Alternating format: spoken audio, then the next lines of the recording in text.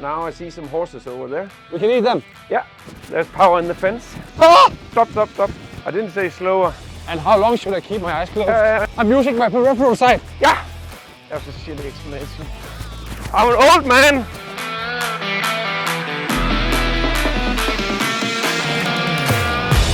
Trail run is getting more and more popular. I don't see myself as a trail runner, but I really want to. Therefore, I teamed up with Simon Grimstrup. And if you don't know who Simon Grimstrup is, I can tell you he is one of the best trail runners in Denmark. He is the world record holder on the distance Everesting. And if you don't know what Everesting is, go look it up. And then, most importantly, he teaches people to become better trail runners. So I don't think there is a better person to team up with if I want to become a better trail runner. Let's see what he got for me.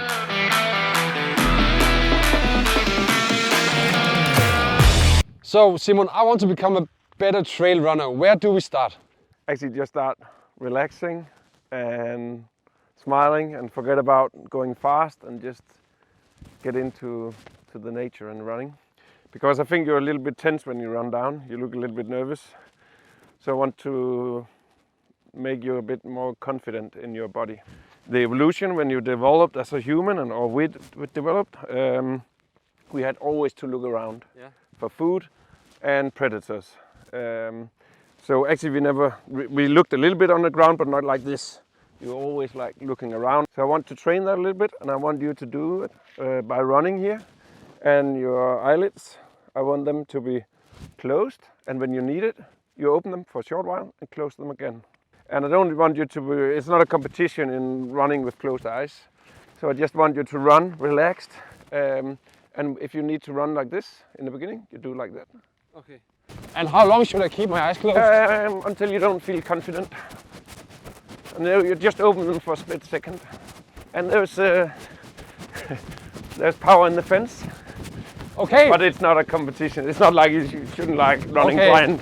You get a lot of signals from underneath your foot that goes into the brain, and the brain put down signals to your footing again, and then it makes your foot like tackle the obstacles.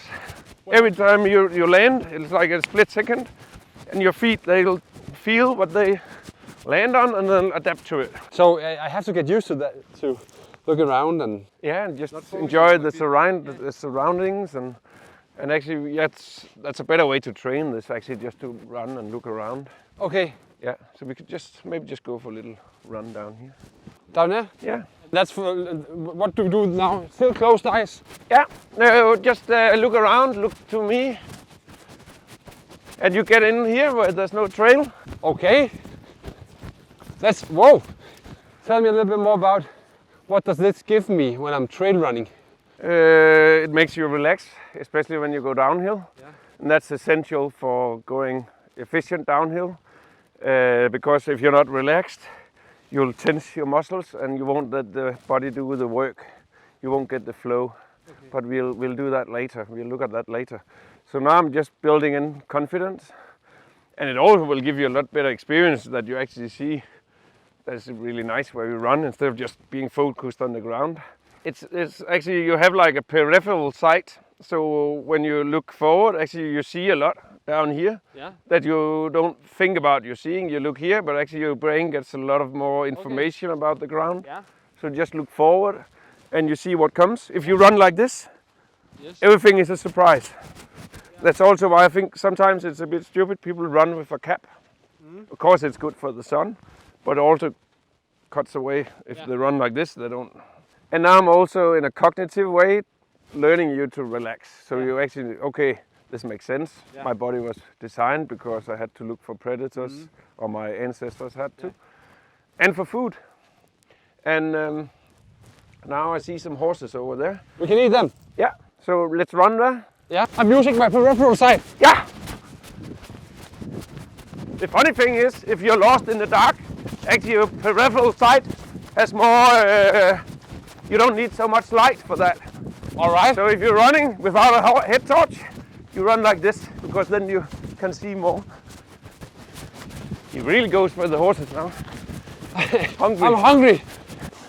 So Simon, if I want to go home and practice being a better trail runner, should I just, as the first thing, go home and just look up and look around instead of looking down, or should I close my eyes, or what should I do?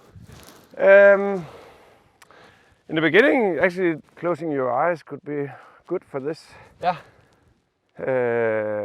Now I'll give you more tools soon, but just also being aware of your body, thinking about your body. One of the things that we will work with is also the cadence on the downhill running. Yeah. And maybe we do that now, because when you have a shorter stride, you have a higher cadence, and it means that you don't put so much pressure on your legs, on your muscles.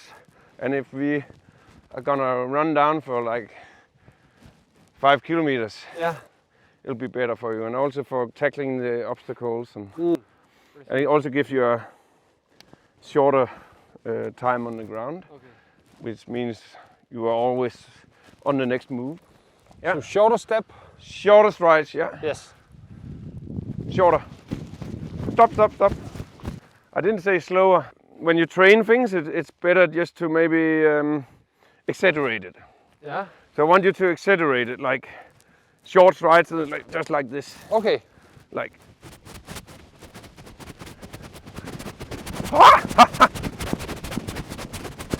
I'm an old man. But a fast old man. Try to do that, like. All right. Faster. Faster. Yeah. Oh! That's fun, huh? And that's what trail running is about. It's about playing, actually. Maybe I'm just a little bit afraid.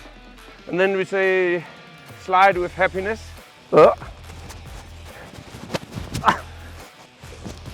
Yep. Ah. Shorter. Stop, stop, stop. I didn't say slower. Oh, shit. But I didn't say faster either. But I think we should